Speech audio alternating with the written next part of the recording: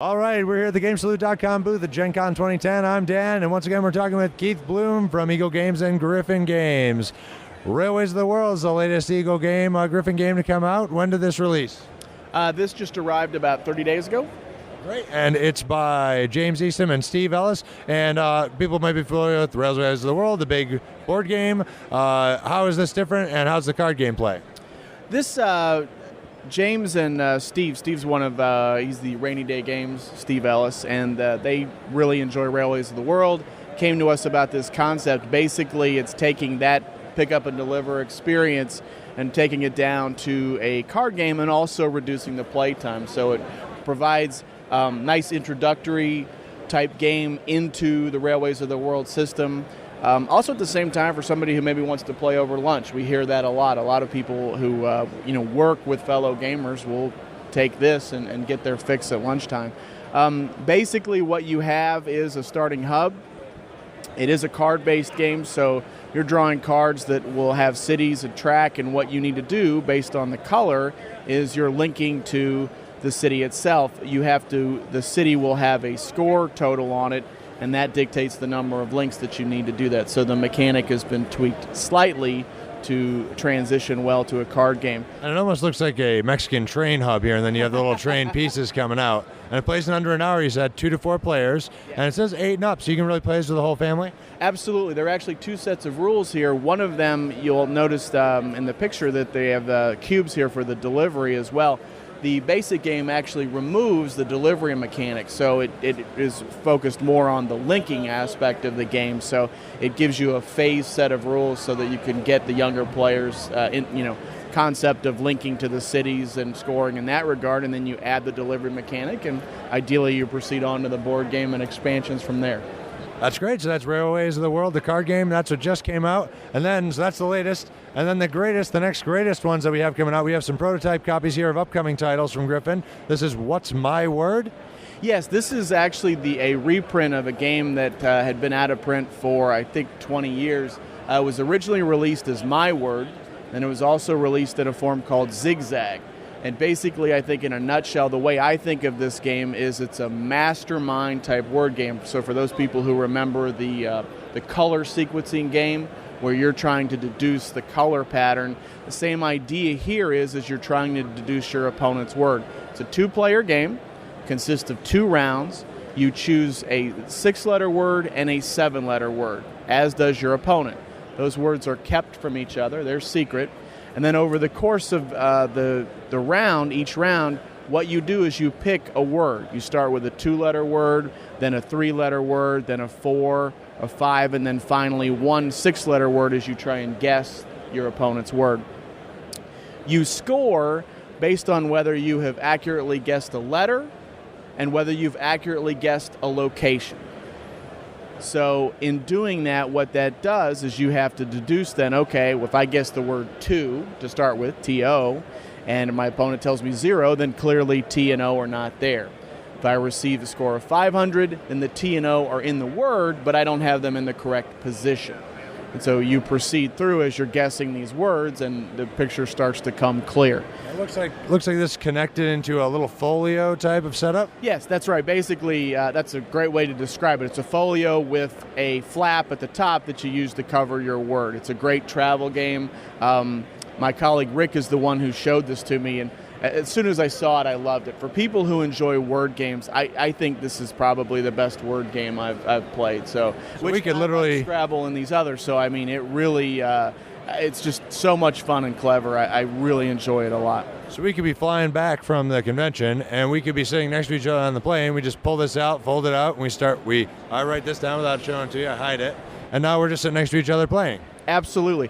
The reality is that this is something that Rick, one of the smartest people I've ever met, and he actually used to play this while he was driving in the car with his wife. So he would be doing it in his head while she would have the pad and writing it down. So he's and even it's one of these things that if it really takes with you, you can be working and a word would come to you and be like, oh, that's a great word for this game.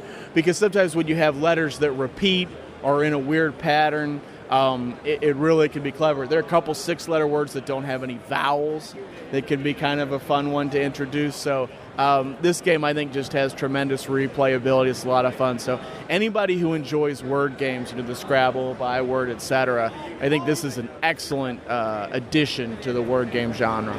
That's excellent. So that's What's My Word coming from Gryphon later this year? Absolutely, yeah. This should be coming out in, we're targeting Q4 with this. Okay, and that's just 2 players. It says under an hour, which seems like it would be pretty quick, depending on how long you take to decide. Yes, absolutely. That's kind of like a mutually agreed upon how long do you go each round. Yeah. Maybe we'll get a timer out for the slow thinkers. Exactly. Great, so that's What's My Word. That's the next greatest thing from Gryphon. And then we have another new one from Gryphon called Bridgetown Races. Yes, Bridgetown is from Kerry Grayson. He's out in the Portland area. Actually, Bridgetown is a nickname for Portland. And the way this game works, it's a racing game. Your goal is to cross over the 8 bridges that are in Portland. And there are different modes of travel that you can use to achieve that. Basically, as you start the game, what I'm doing right now is placing flags at random on the different bridges. What you have available to you are 3 different turn markers, and you have different modes of transportation. You could walk, blade, bicycle, bus, taxi, etc., and those all travel at different rates. So for example, a taxi would travel 4, whereas if you're walking, you only travel 1. One of the things I like about this game is the way the turn resolves. Each player places down one of their 3 markers onto this travel wheel, and you start with the walking rate. So what happens is even though you may be traveling slower, that's what executes first.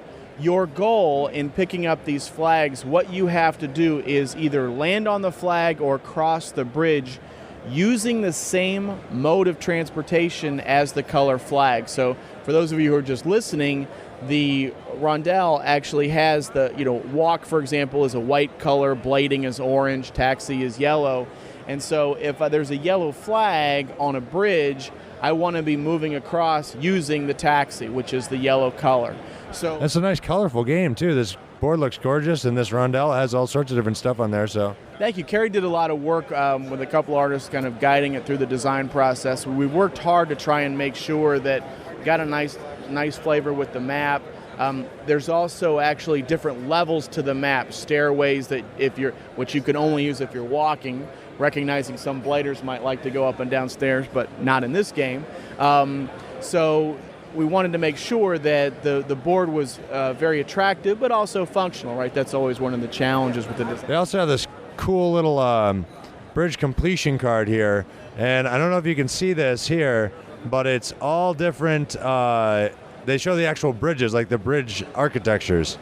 So that's a neat little design element just for graphically that doesn't change it mechanically, but just adds a nice little touch of realism to the game. So this is all based on the actual Portland city, and it looks like these are all the actual names of the bridges, right? Yes, that's absolutely right. Absolutely right. We have a nice little duck meeple that as you're going through keeping track of the turns, he or she progresses down the way as well, so that's kind of cool. So yeah, the way you win, your goal, you have 5 rounds. Your goal is to cross over the most bridges, gather the most flags. Oftentimes what we see is usually you do get somebody who completes it, so then you wind up looking at what flags have been taken as a tiebreaker. There's a couple subtleties to it. The steel bridge is the only way to get the blue flag. You're using the streetcar to cross that bridge, so that's what drives it to being the blue, that's what picks up.